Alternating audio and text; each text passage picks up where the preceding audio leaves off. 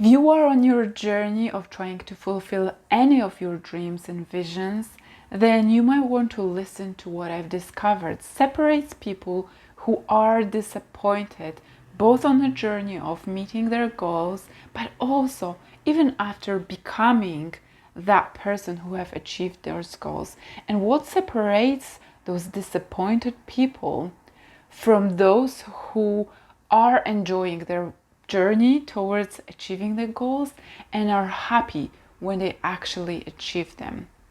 Hi, it's Gosia, and today I will be talking about expectations and how to avoid the disappointment that so many people feel across the journey of fulfilling their dreams, but also when they actually achieve them. I have worked with some wealthy people, and some of them might even represent the dreams that you hold in your heart for you to happen. Some of them earn a lot of money, some of them are owning a business of their own, some of them they have beautiful families, and many of them they're desperate, they're very disappointed with what they have, and they seem to not be able to enjoy their life even after being so accomplished. I really wanted to create this video because it can take even a lifetime for some visions to happen. Depending on the scale of your vision, it can be months or years for your creation to be built and manifested on this earth. So it would be really unreasonable for you to waste and sacrifice this time to just simply project your enjoyment into some place in the future and make your happiness conditional on circumstances that are supposed to make you happy. There are a few mistakes that I want to call out, a few misconceptions that really are at the foundation of many people's misery and suffering, all on the way through to getting there, but also feeling unhappy when they actually accomplish their goal. The first misconception, the first mistake that we make is very unconscious and is very natural to our tendency, and is based on studies that I've read about, that people are largely inept to judge how they're going to feel when something happens. People who dream about winning a lottery ticket, if you've been dreaming about winning a large sum of money or getting a large sum of money out of nowhere, statistically are nowhere more happy a period after they have won the major prize from how they felt before. And many of them are actually feeling more miserable after they won a lotto ticket.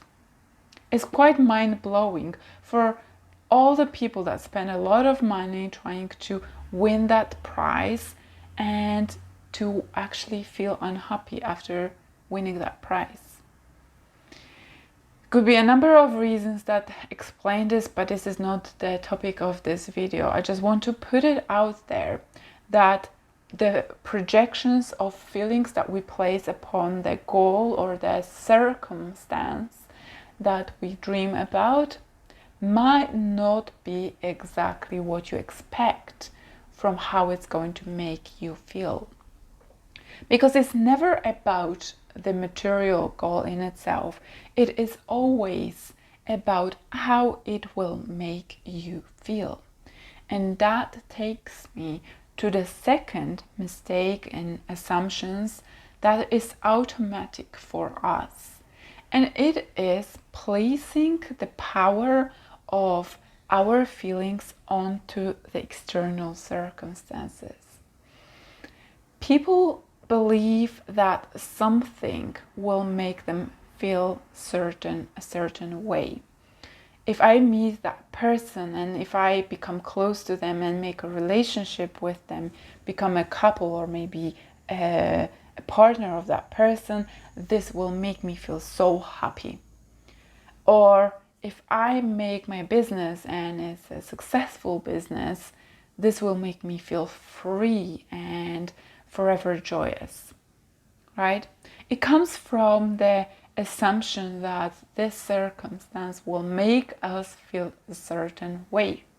Having been in the field of self-development and mastery of emotions and coaching people for the last years, I could be a very smart person and say that external occurrences, they cannot make us feel any way. But actually, the fact is that hardly anyone has that level of mastery over their emotions not to allow themselves to feel a certain way. It's all about allowing something to make us feel a certain way. Here is the key to that mystery of why things make us feel a certain way. It is because we allow this to happen. The last mistake I want to call out is creating a vision or a goal, however you want to call it, for the wrong reasons. It kind of is similar to the first mistake that I just mentioned, but it's different. In another video, I talked about how people are motivated through resistance to circumstances, to their life, something that they don't like to see, and this is what they build upon. And the right way of creating life, creating visions, is to do something that we go towards. If you want to watch this video, I'm gonna send a link down in the description. But for now, you want to know about these 3 mistakes that really make us stuck and miserable and can jeopardize and sabotage our fulfillment coming from any sort of goals. Even if it's the most beautiful dream you can imagine, it can still make you feel miserable all across on the journey towards getting there, but also even once you achieve this. So here is what you've been waiting for. What separates people, the disappointed people that are unhappy even after achieving their goals, but definitely on the way of getting there, from the fulfilled people? And I will call them that way, the disappointed and fulfilled. The first thing that I wanted to share, what separates these people, is that the disappointed people, they resist reality. They choose their vision based on opposite of what they hate to see in their current life. This is likely keeping them stuck and kind of just bouncing back and forth because they always relate to what they don't like, and their focus is on the things they don't like. And they think that by some magical occurrence, when they get there, when they achieve a certain goal, a certain circumstance, that all of a sudden they will leap into a different state of being. But their state of being constantly goes along with them in that cloud of constant unhappiness and lack of acceptance.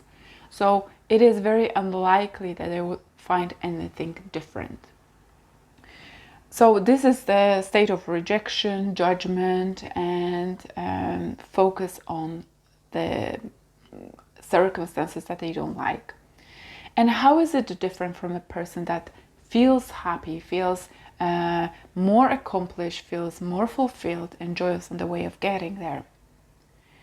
The tip for you, if you want to be that person, is aim high, but welcome everything. Okay? So it is important that you become flexible to what you're seeing on your way of getting there, what you're seeing in terms of circumstances, people, and knowing that the journey towards getting and accomplishing anything in life is not linear. It's not if you design it, you will gradually, step by step, see more of that. It's completely unlike this. Universe has its own way for you to receive this. It is a process of becoming that person that achieves this goal. If you follow any teachings of law of attraction, you know you have to make yourself be a match to the vision that you create. And this is very much true all across the board. So you have to become that person through embodying the traits of the person that has that vision, through learning the skills and the life lessons to achieve that vision again, and through releasing resistance towards the events of the daily life that you will notice, will make you so much more enjoy this journey, because you will know that these things happen for a reason. These things happen so that you can learn more about where you're going, maybe about the business if you're trying to establish, or about yourself. This is very important, because if you establish that level of neutrality, non-judgment, and welcoming, then you are not resisting the reality. And through non-resisting reality, you are actually able to enjoy your days so much more. There is not so much expectations that are placed, not so much shoulds as the disappointed person has. You would have the freedom to go through your days knowing that you can achieve what you can achieve through learning through all those meanders of life, gaining all that life lessons that sometimes are not pleasant, but you know they will fortify you, they will make you more prepared to achieve that vision of yours. That was the distinction number one. Number two is that what I just mentioned, that disappointed people largely expect things to happen, and they place a lot of shoulds and a lot of pressure because they try to control the future. They believe that the harder they work, the harder they fight through life, the more they maybe have to suffer or sacrifice through life, they will be more likely to achieve that beautiful vision of theirs. And their expectations really make them resist everything else, right? So it's that expectations and should and the self-pressure and pressure on everyone else as well that they place, that is making them completely miserable at the moment, at the time of getting to that vision and dream of theirs, but also will not make them happy once they achieve it, because the reality always disappoints them. Whatever there is, they will always be disappointed. That's their state of mind. That is not going to change with the change of circumstances. A fulfilled person, on the contrary, the motto that I would have for a fulfilled person in that to balance this state of this way of thinking would be trust instead of expect. Okay, so what do I mean by this? I mean that you would have to place a trust on yourself and the circumstances to work themselves out as you're applying effort into the certain project that you have. Apply yourself to the degree that you can without pressuring yourself, without pressuring others, and know that simply consistent action that is designed towards what you want and positive attitude is enough. You do not have to guilt yourself, you don't have to pressure anyone or make everyone around you miserable as well, so that you achieve even the biggest goals. I've seen the most grandiose and the most unreasonable visions come to fruition when a person is in that relaxed way of believing and relaxed way of viewing the universe instead of putting a lot of pressure on it. By the way, I used to be that person that is always in the controlling mind, that is always trying to control reality. But the fact is that we cannot control reality. There is very low chance that we can predict things with any level of accuracy. Things will happen as they happen, and placing trust on ourselves and on people and assuming the best is the right way to go. And here I've got the third distinction that is going to be like really sweet, because it's something that I teach my paying clients, and I really wanted to share that with you. So the disappointed person has a tendency to place all their unfulfilled right now feelings and what they would want to feel. Like I said, all the goals, they have a certain feeling attached to them. So they don't pay attention into how they feel on daily basis. They simply believe and think that by certain miracle they will start feeling that way when they get there. But how the fulfilled people win this game is through applying that feeling on a daily basis. We carry all the range of feelings in our bodies, even if we don't elicit them. They dwell in our bodies as physiology. Some of them are harder to get to, some of them are easier to get to, but feelings like abundance, you have it in you and you can access it any day by not thinking about the goal in itself that will make you feel abandoned, but finding things in your days that make you feel abandoned and focus on this each day. For example, your goal is to have a lot of money and feel abandoned in your life. Then the way you might want to try and apply it would be to spend a moment each day thinking how you are abandoned in your life already.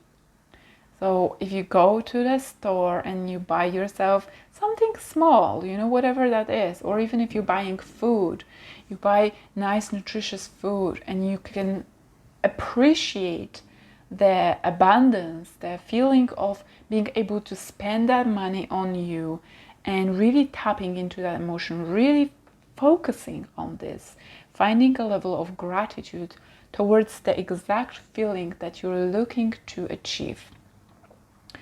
Through doing that on a daily basis, I can guarantee you will almost every day, many times a day, you will be able to get to that feeling that you're trying to aspire to long way from now. You will be able to find it in your days, every single day, when you focus on this.